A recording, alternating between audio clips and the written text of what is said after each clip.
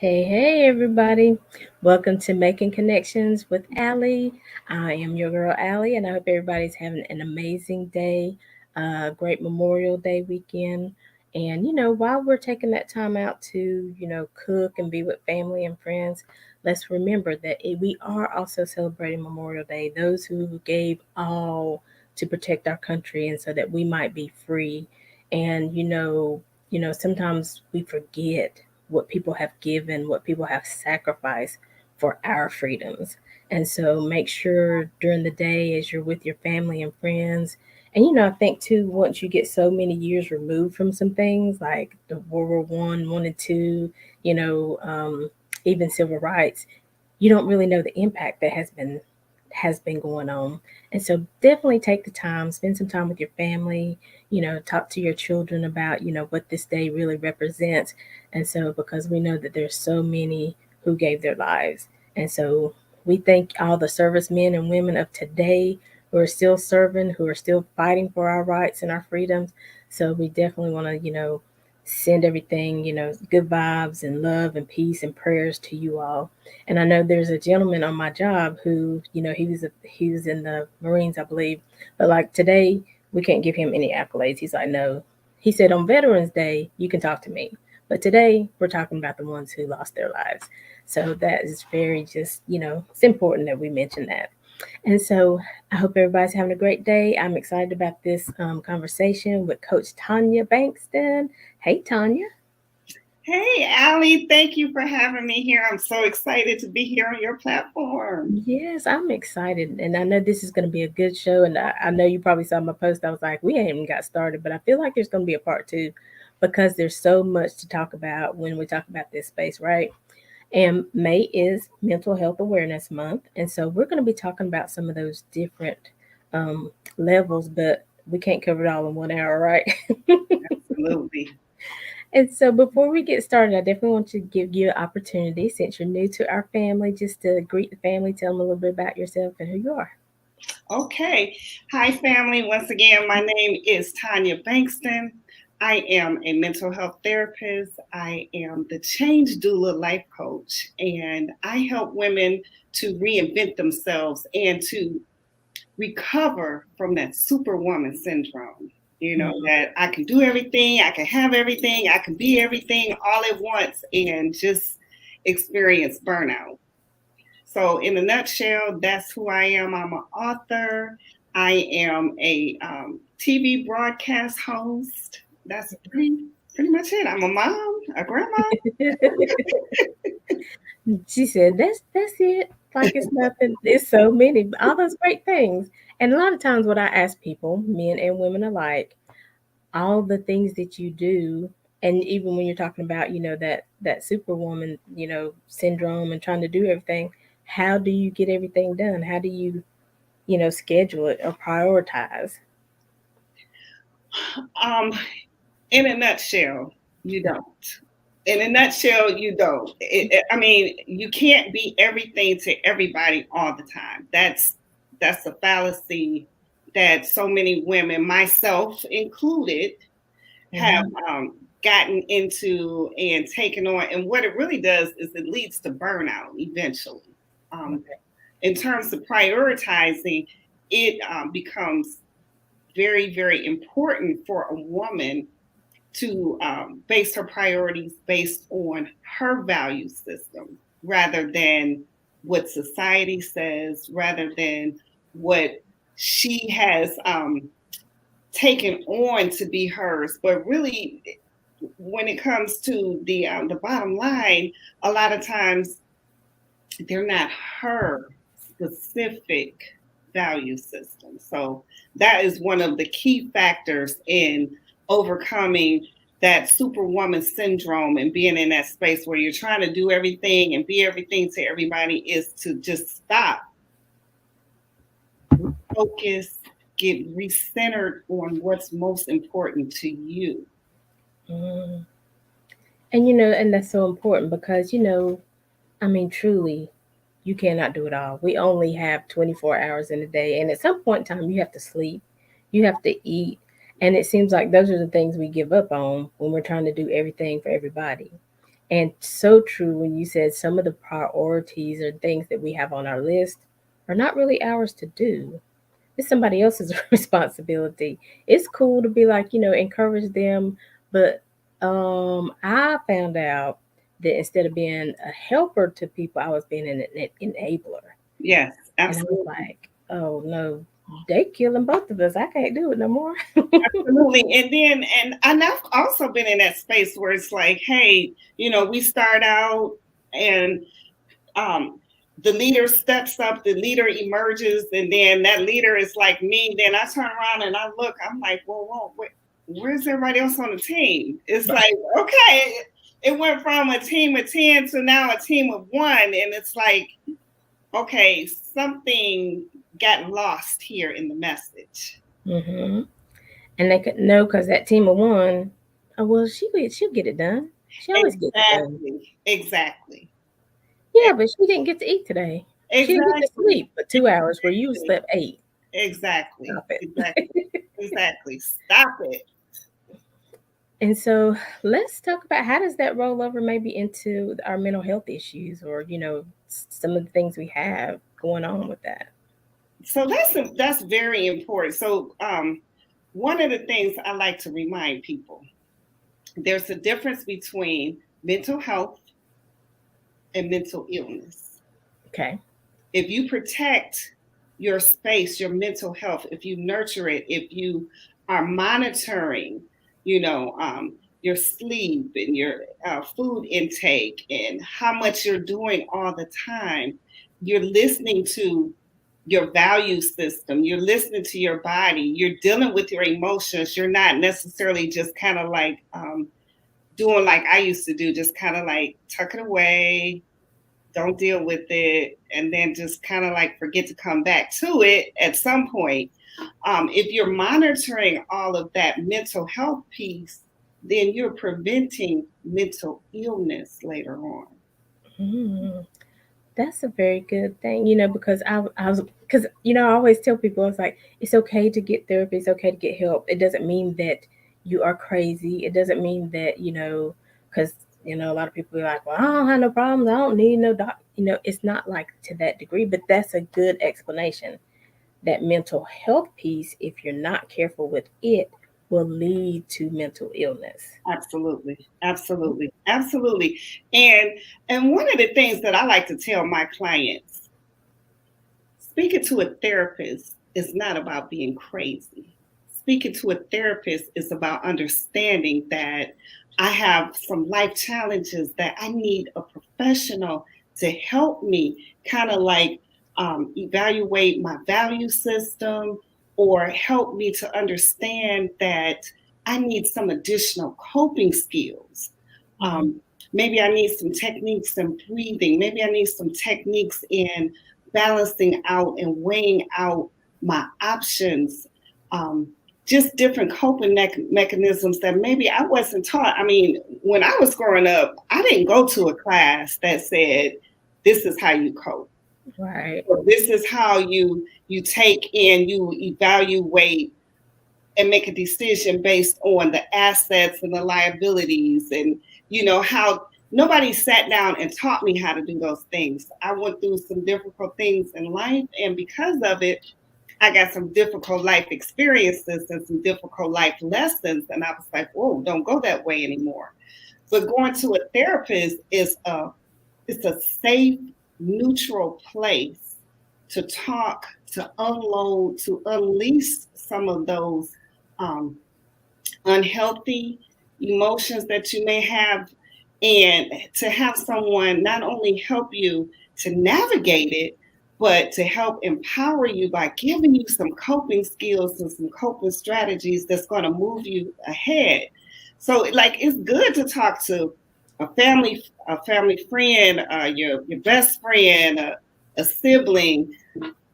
That's good, but they're not necessarily trained to take you to that next level, to push you past your comfort zone, to help you not repeat the same negative type Mm. experiences that a therapist would help you.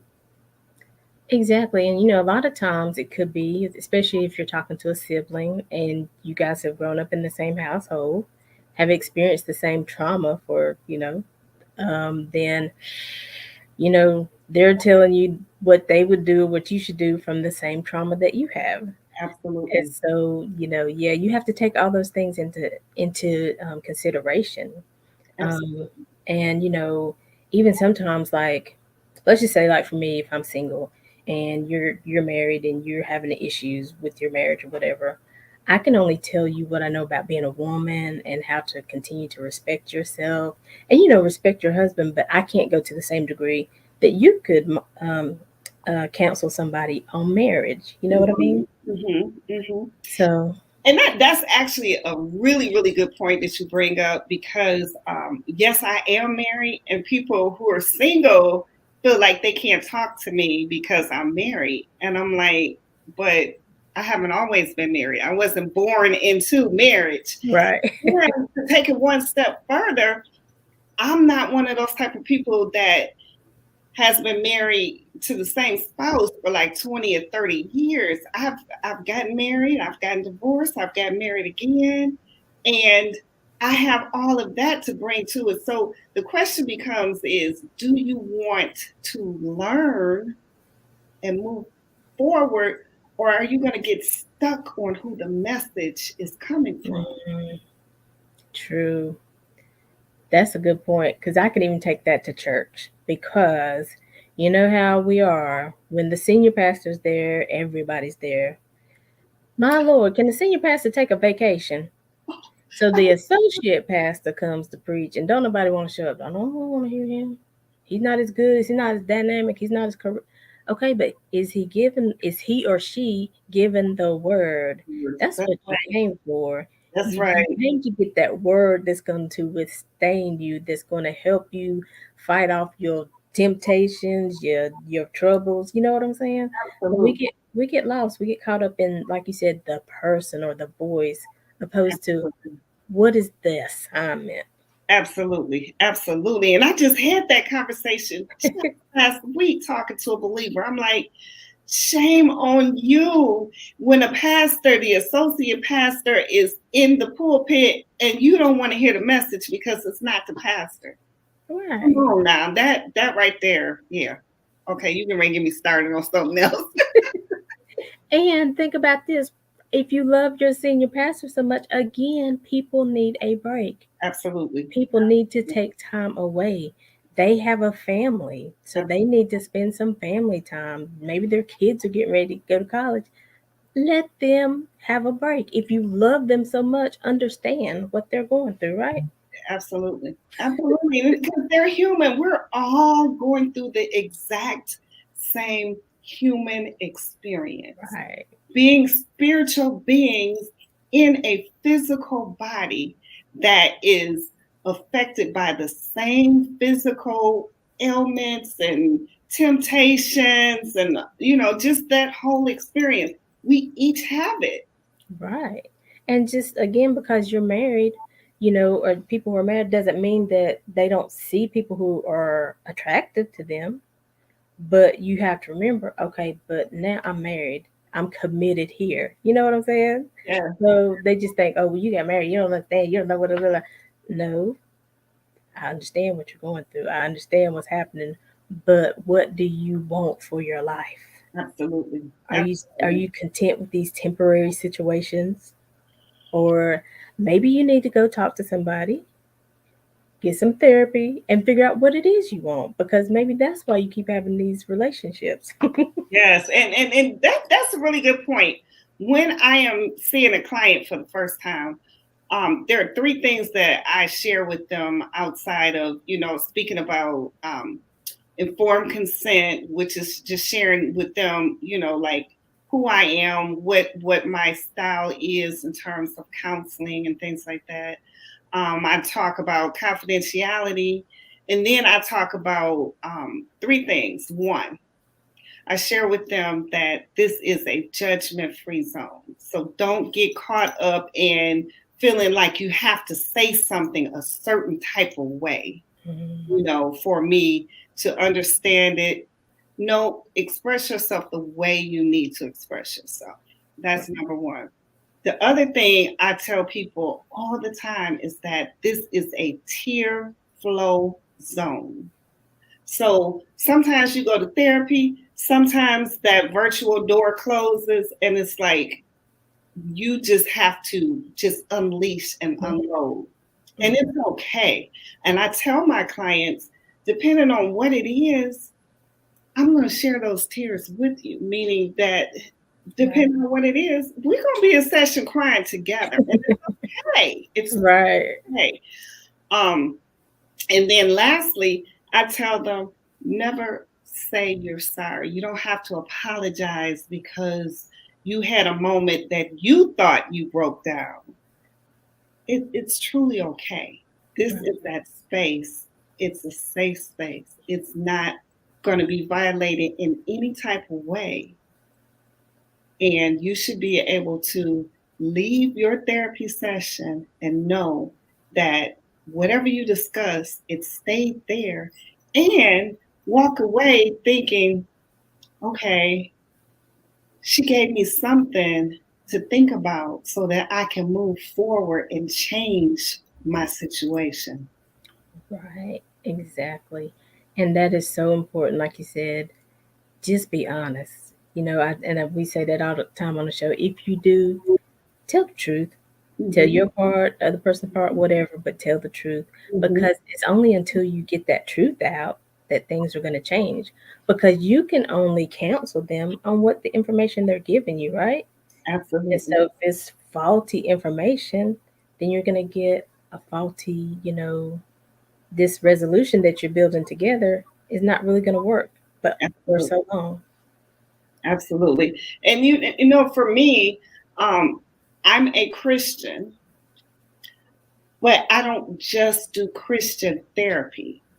Hmm. To the believer, I tell the believer that we have um, all of the promises and the precepts and everything that God gave us in His Word.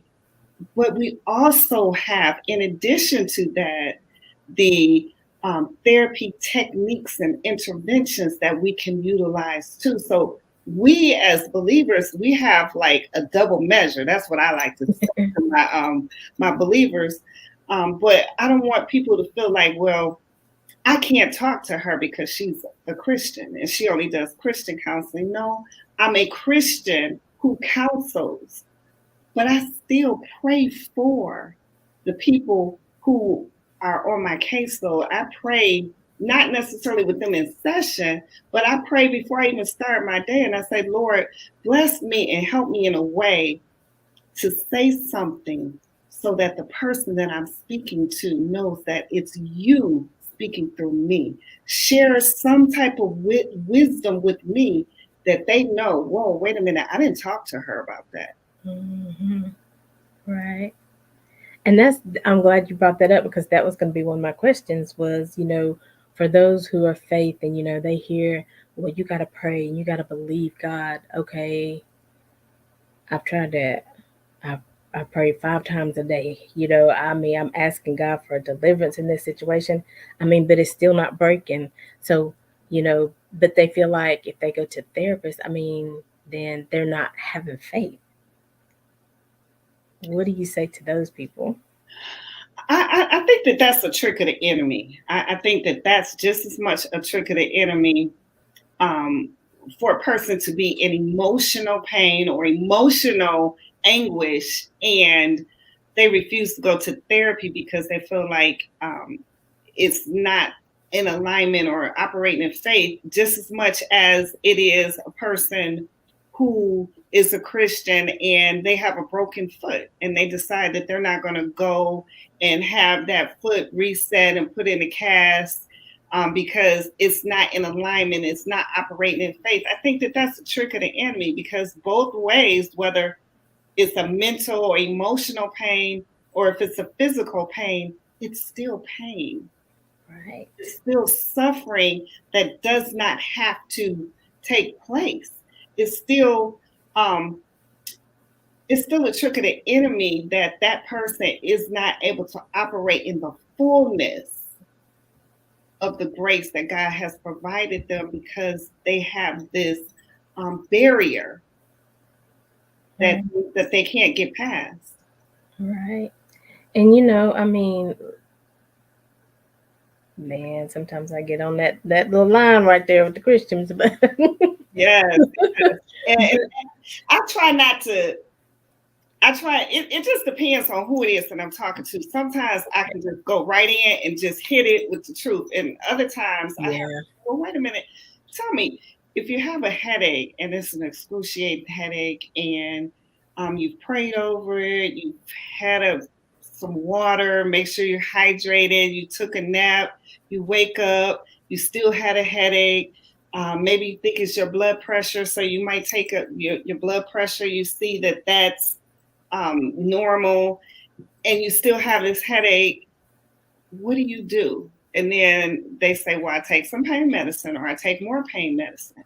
And I said, no, why is it if you have like some emotional pain, you're crying, you feel depressed, you feel anxious, why is it then that when it comes to that, you'll just pray over it, and then you'll just pray over some more, and then you just pray over some more, but you're still suffering, you're still in pain.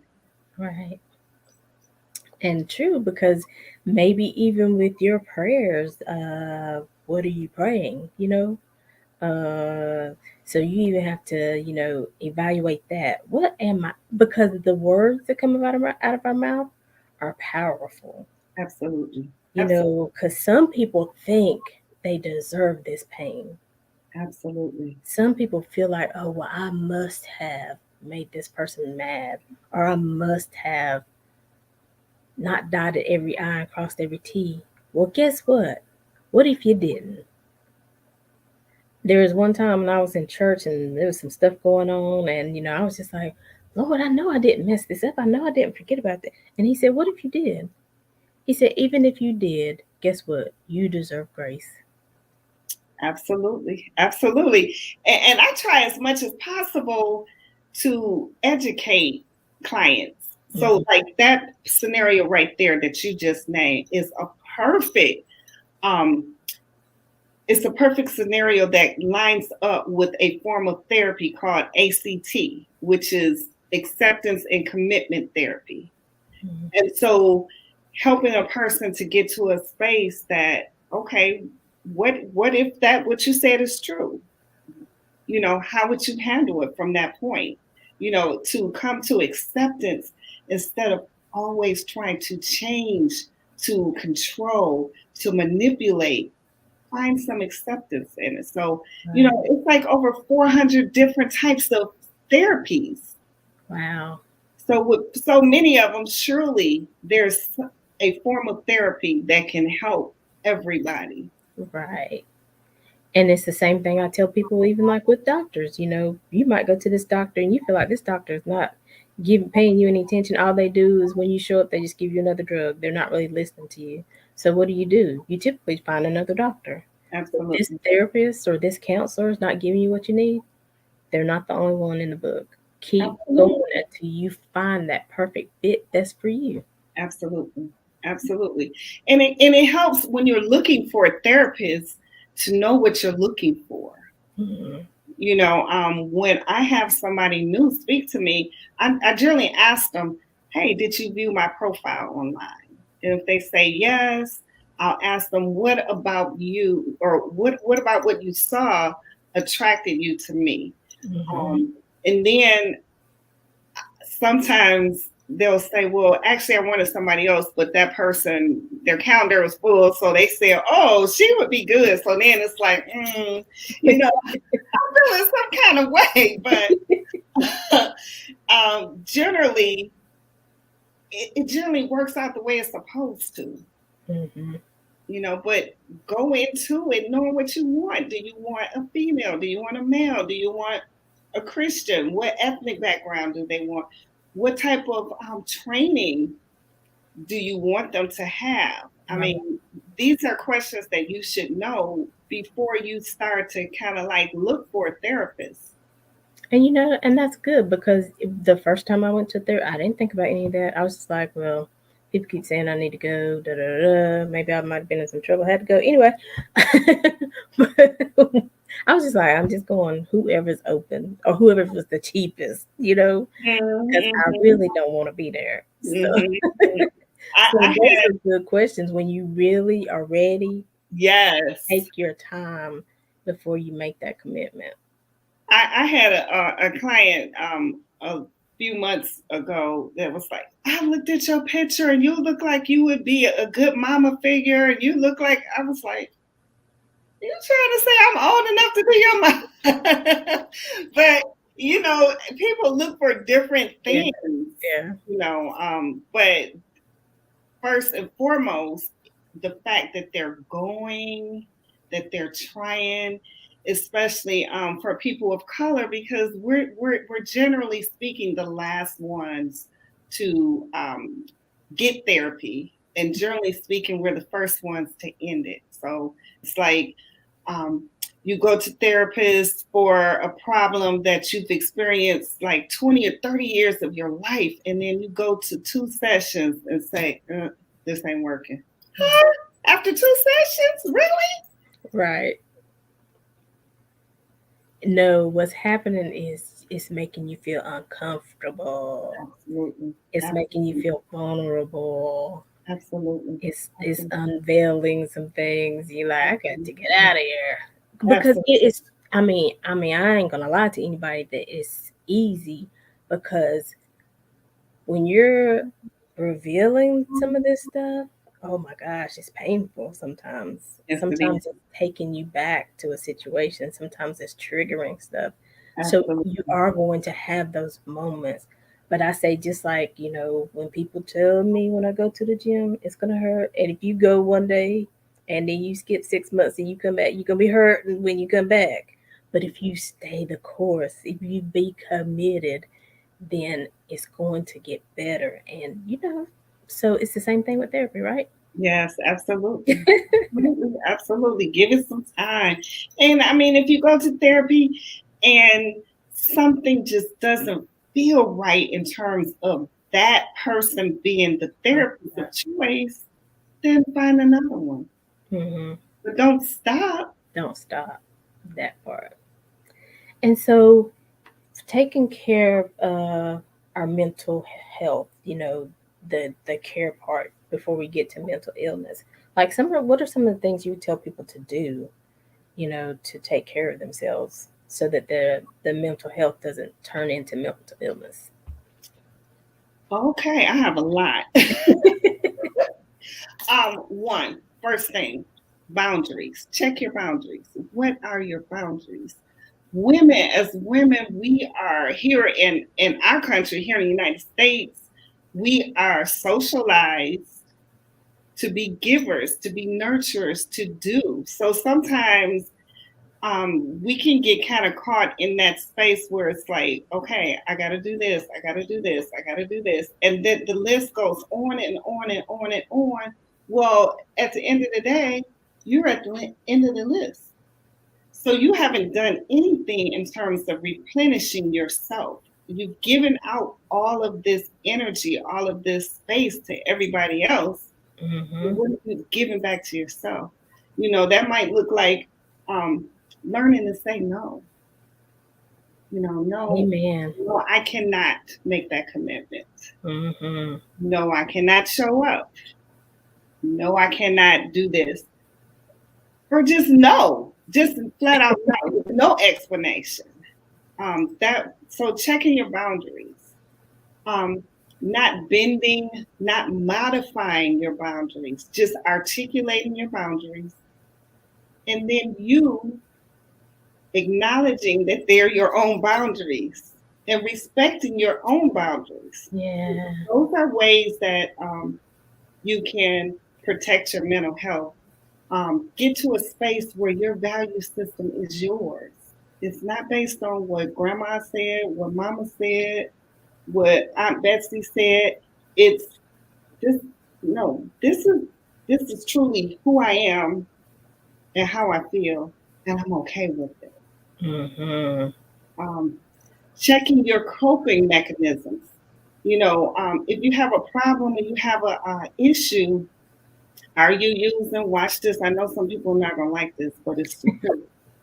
Are you using alcohol? Are you using drugs, marijuana? Are you using marijuana to help you to cope, to help numb out some of those emotions, some of those thoughts that you don't necessarily want to deal with? Are you just numbing them out? Right. That's another thing because, yeah, you feel good about it today, but you're setting yourself up for a bigger problem tomorrow. Amen.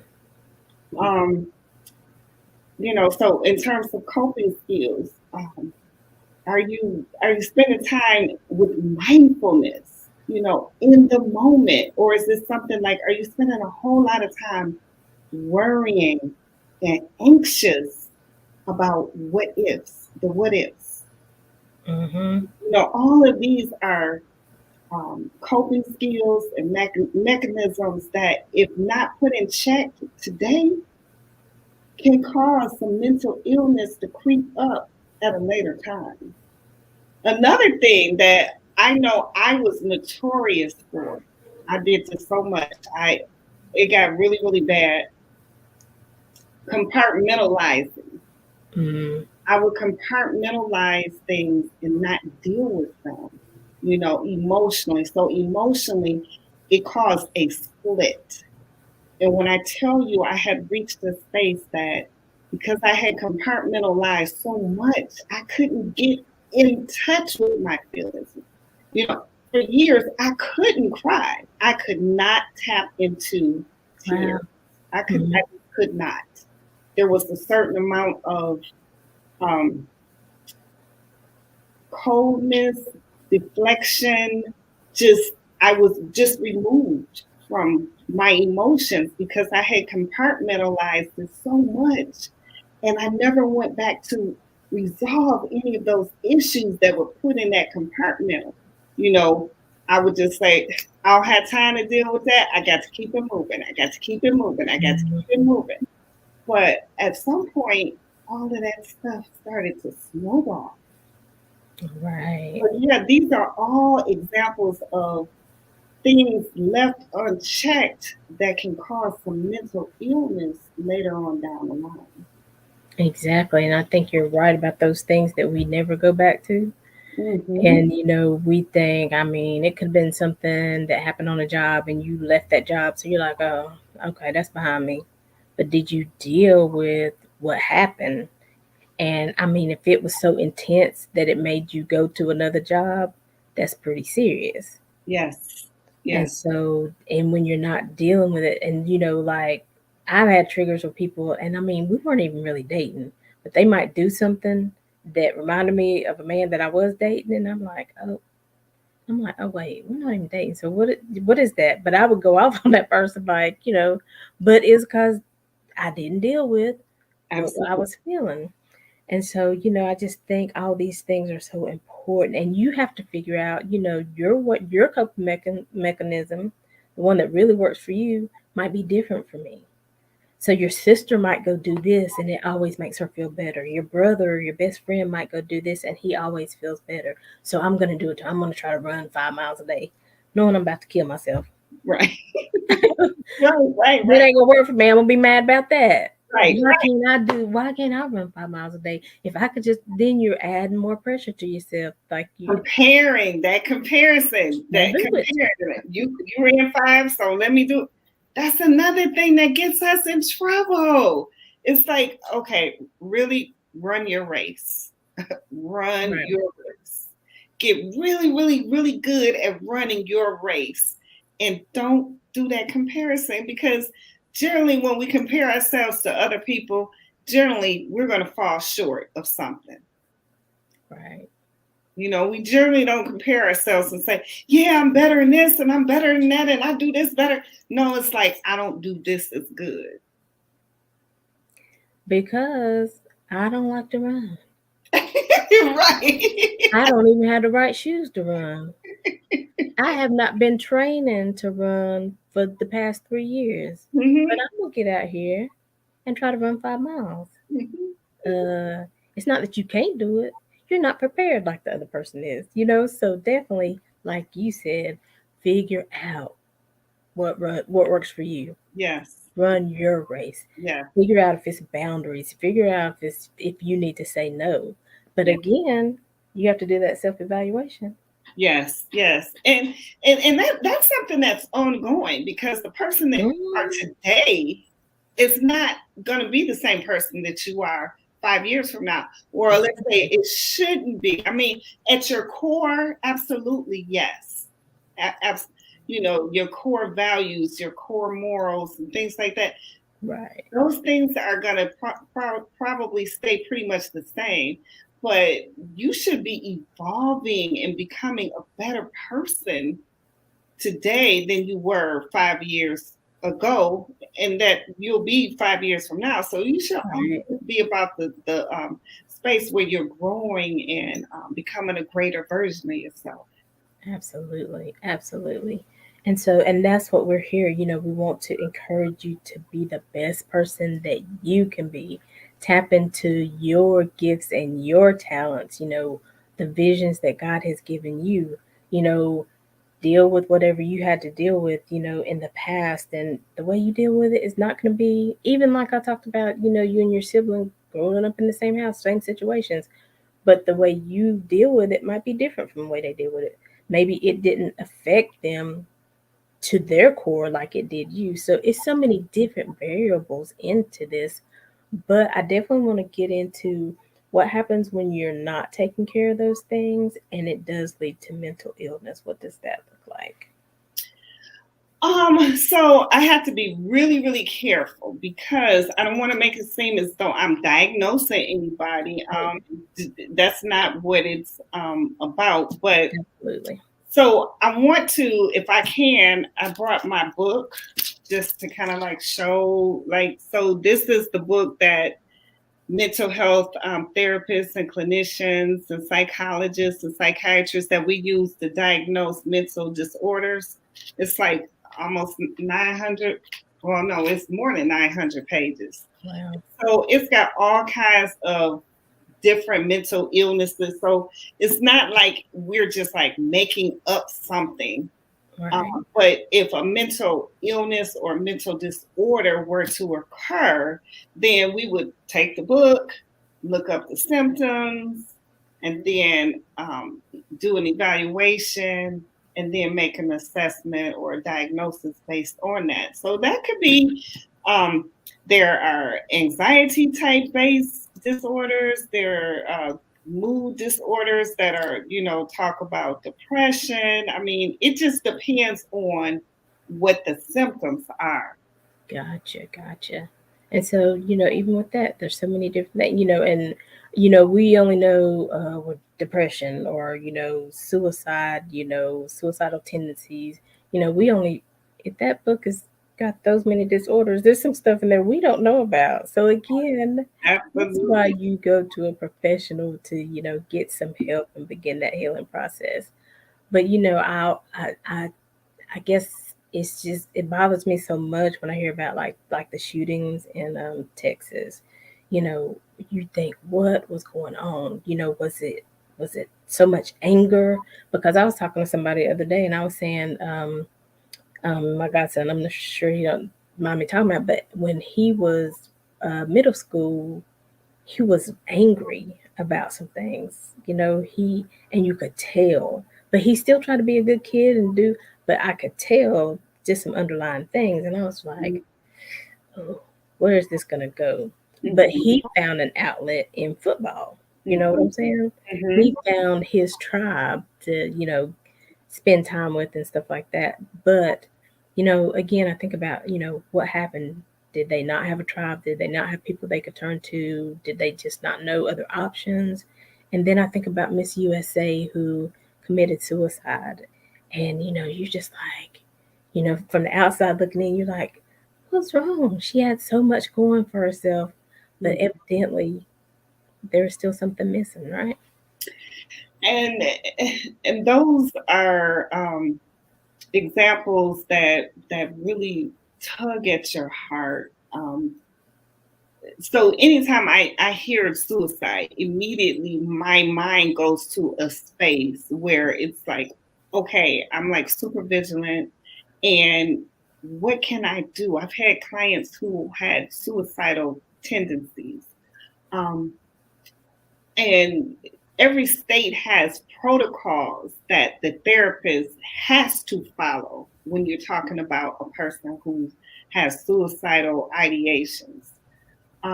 But for me, because number one, my brother, as a matter of fact, today commemorates 28 years that my brother passed away from suicide. Wow.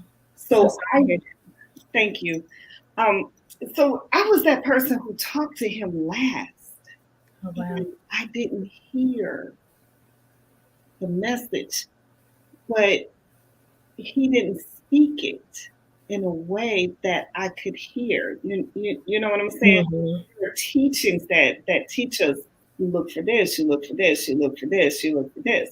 Well, he wasn't displaying that, so I missed it. So I then went on the survivor's guilt. That lasted for at least 6 or 7 years, where I felt guilty. It affected my relationship with God because I was really, really angry with God. I'm like, you knew, and yet you didn't send anybody to save him, or, it took a lot of therapy, a lot of prayer, a lot of healing to get past that space.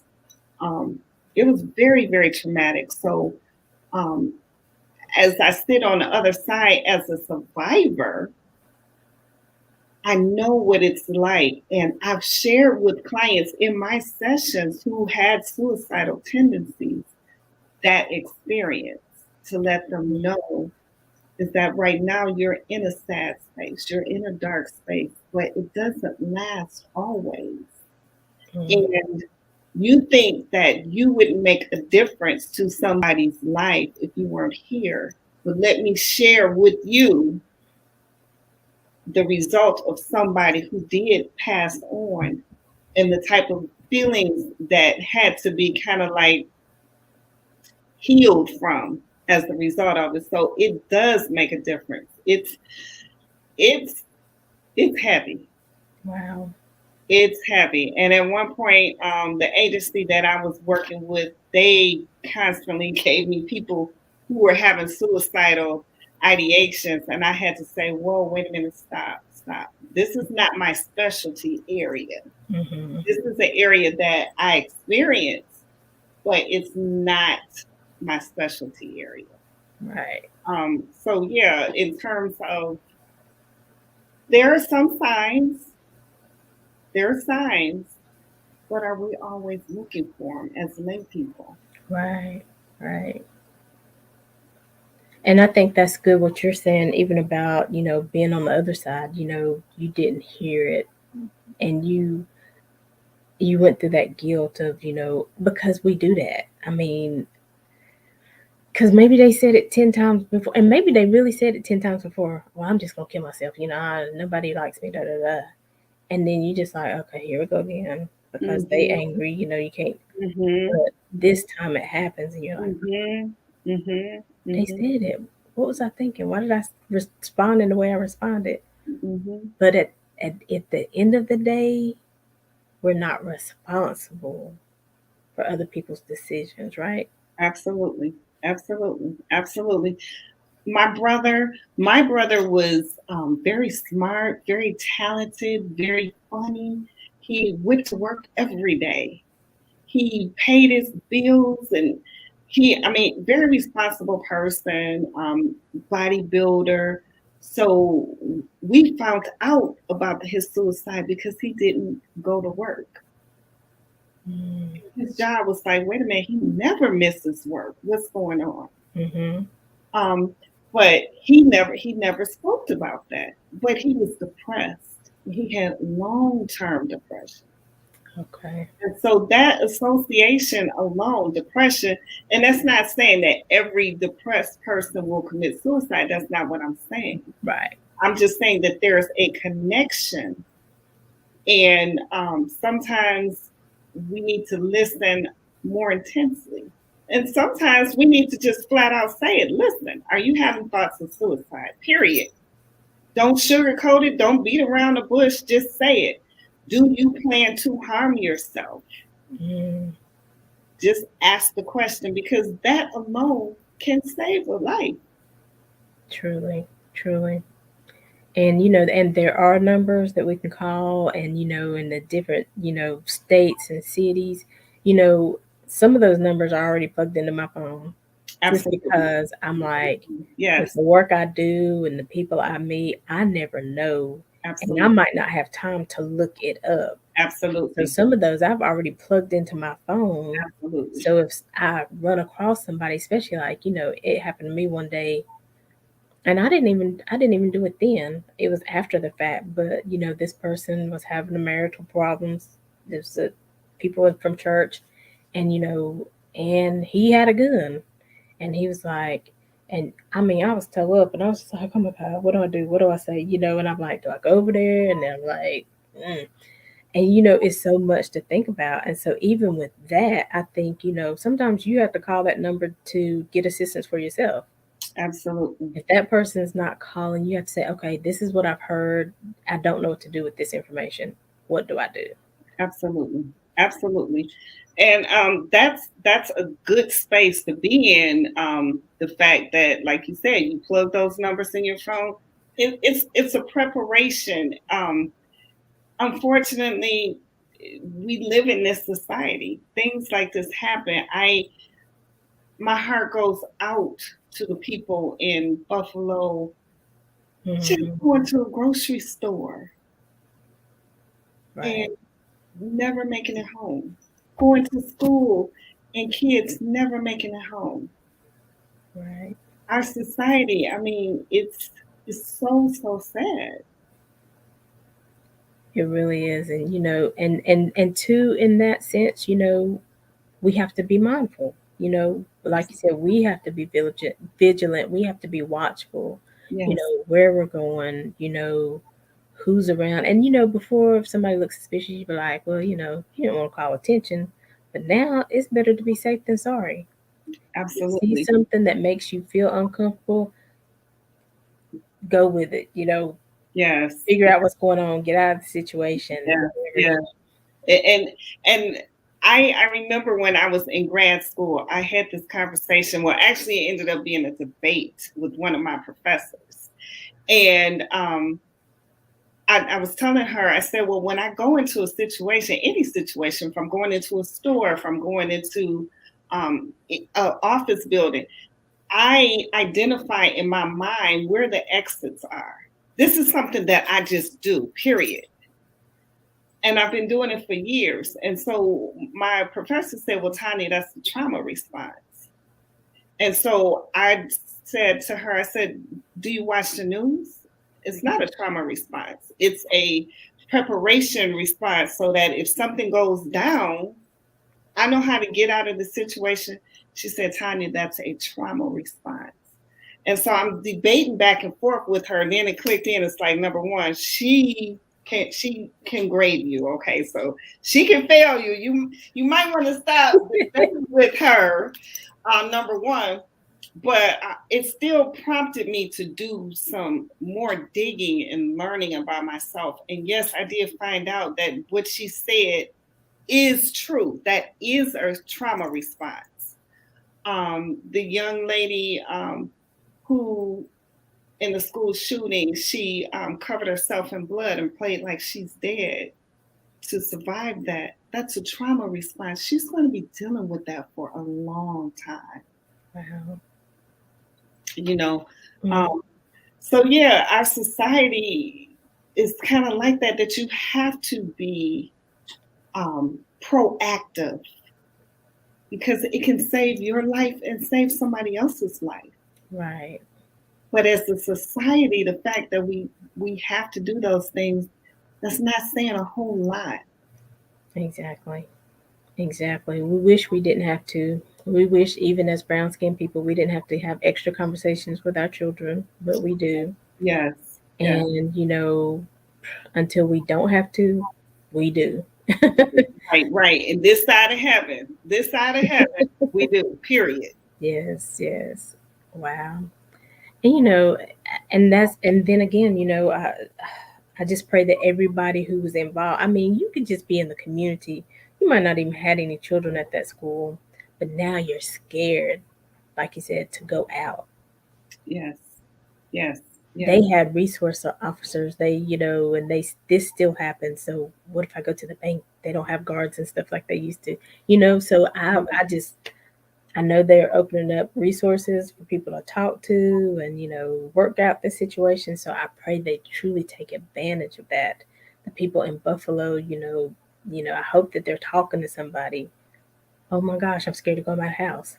And it's real and it's okay to feel that way yes, because you went through trauma, you went through a situation. yes, yes. I had a family member ask me recently, um, what happens in terms of trauma response, um, to serve communities when a shooting takes place. So I was sharing with her some of the things that, like a cry goes out or a call goes out to the community, like the mental health community, and therapists who have been trained in this immediate crisis response.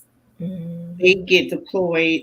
I know the Red Cross has a mental health portion where they send therapists out there to train, but you have the therapists who come and they apply immediate type crisis intervention assistance to the families and to the victims. And then after that immediate crisis has been addressed, then you have more long term therapists to come in and provide trauma based therapy for a longer period of time. okay. Whew, it's a lot. It is. It And is. it, like you said, it's going to be a while. Yes. And the parents that have to deal with children who did make it home, but they're still reliving it. Yes. Scared to go to sleep, and Yes. don't want to leave mom and daddy's side, but mom and daddy have to go to work. It's a lot to deal with, and so I implore anybody, please share this video today. If you don't share anything that I've ever presented, please share this because it is so much information, and it's really just the tip of the iceberg. Um, because we definitely want you to. We talked about it at a women's conference. And they was talking about, well, what do you do to take care of yourself? That self care.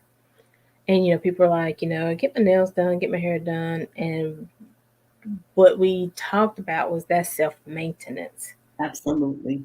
But Absolutely. that is not self care. Absolutely. And so a lot of times we've heard these words and we're thinking, well, I'm taking care of myself. I took myself out to dinner, to a movie. Yeah, but did you come home still feeling like you feel? Anything shift, anything change? So, we're learning, and I'm grateful for people like you, Coach Tanya, who are helping us. And I say us because, you never know what situation you're going to find yourself in.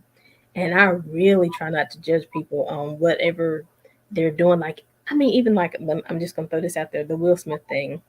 It was not the best response, but I'm not going to judge him because that's the first time I've heard of him doing anything like that.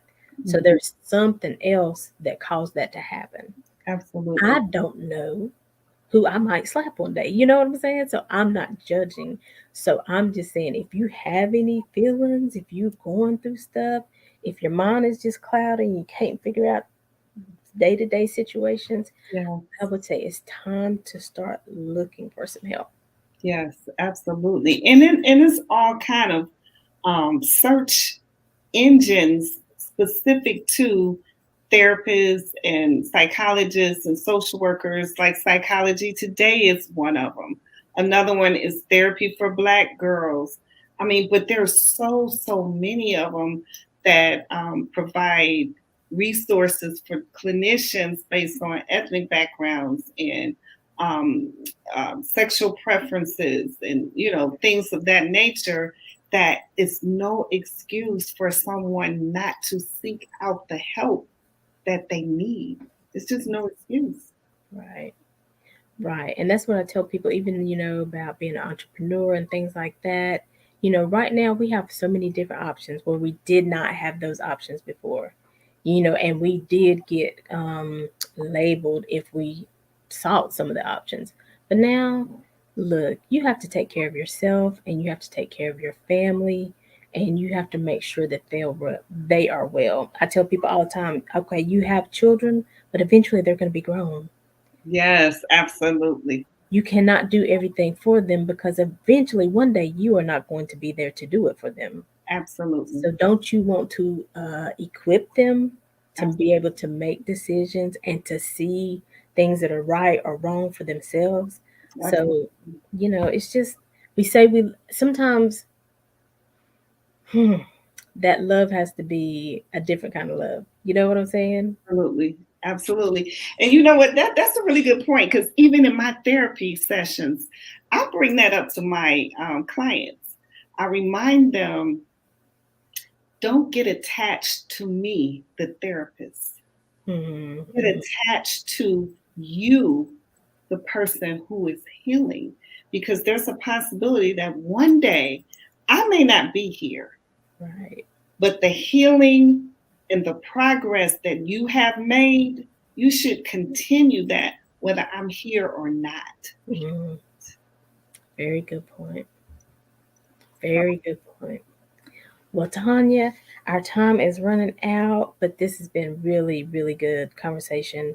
And so I definitely want you to tell people how they can follow you, reach out to you if they need, want to talk to you about counseling.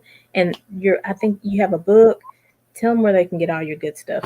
okay, so yeah, of course so my website is www.change CHAN, it's right on the screen, changedoula.com. There you can go on it. You can plug into like my Psychology Today page to um, get more background on my counseling experience. That website talks about the books. This is my book, my baby, The Art of Reinvention. So I talk about different brushstrokes, and I call brushstrokes life challenges.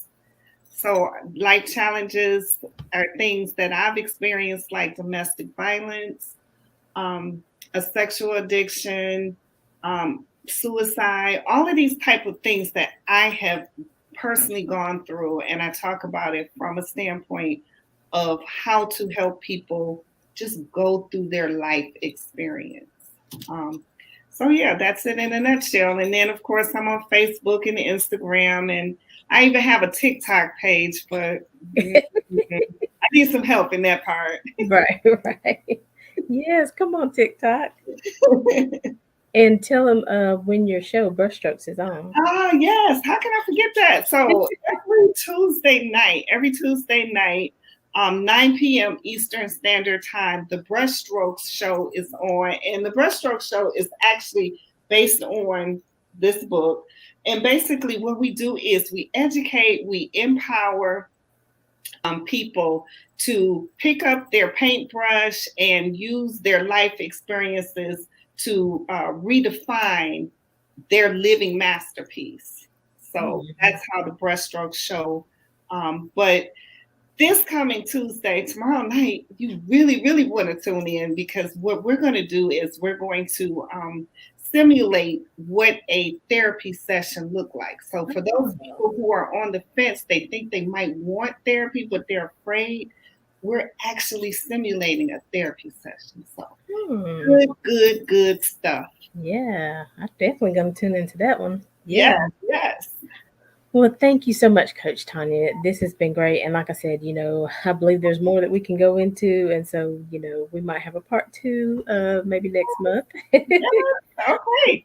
And because, like we said, we're always evolving, we're always changing, we're always going through different situations and circumstances. So never get stuck. Yeah. Know that, I tell people, and this is just my opinion, I'm not a professional, but I tell people that, life is like the seasons of the earth. There's four different seasons. And if you hang on, summertime, you be hot, you be sweating, you got to get in that hot car. But if you just hold on, fall is coming. That's right. That's right. So you just hold on in your life, hold on, get the help you need, make some changes. If you hold on, it's just a season, and seasons do change. So Absolutely. be encouraged, wherever you are, and please get the help you need. Yes. If it's, a counselor, if it's a life coach, if it's a business coach, like she said, there are so many different aspects. Maybe in your business you're stuck and you need a business coach who can give you business strategies. Try that. And then, I got multiple coaches. I got a coach, I got a therapist, and okay, Me too. because I know what I have been through and I know how long I have suppressed it, and I know that I'm tired of living that way, and it Yes. was time to do something different, and it's okay. And before 2 years ago, I would say 6 months ago maybe, I wouldn't have told y'all that. Because they Mhm. ain't gonna be talking about me going to therapy. But hey, it's okay, talk what you want to talk, because I'm gonna be talking to my therapist, so go ahead. Me Have too. I can't it. wait for my sessions. I'm like, listen, I got to tell you this. I got to tell you this. I got to tell you this. So, it's like that. And so that's why we can smile today. That's why we can be genuine. That's why we can tell you it works. So make sure you do what you need to do. You don't have to do it the same way your mom, daddy, brother, sister did it. You do what you need to do to be the best person you can be and show up as the best mom, dad, brother, um, entrepreneur, whatever it is that the universe needs from you. Okay. Yes. So we are making connections, and we're here every Monday at 2 p.m. and every Saturday at 12 p.m. So, go like us on Facebook, and I'm kind of like Coach Tanya on IG. We have IG, but you probably get more information on Facebook. And so reach out to us. And, we just appreciate you. We appreciate you for listening, and definitely share this video, because we come to bring this information to help as many people as we can. If you're in Detroit, I don't really know that many people in Detroit. So if you're watching from Detroit, share it to your society, to your community, okay? Because we all have to heal together. Yes. Okay? Yes. So Coach Tanya, thank you again. I Thank appreciate you. you. I will talk to you soon. I'll be signing in tomorrow to Brushstrokes to see that. I think that's awesome. Thank you. And so, you guys, until next time, as always, we're always leaving you with love, positivity, and good vibes. Go be great. Have a good day, everybody. Bye bye. Bye, Coach.